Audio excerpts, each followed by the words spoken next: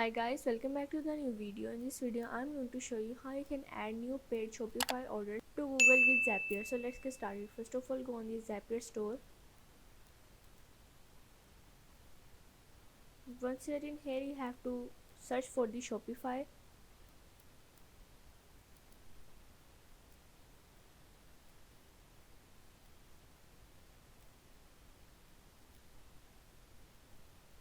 And connect this app.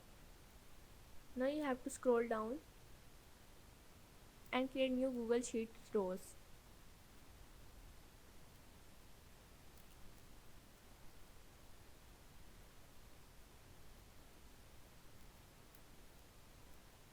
Now you have to click on the get started, and here your Google Sheets has been created. So yeah, this is how you can add new paid Shopify orders to Google Sheets rows with Zapier.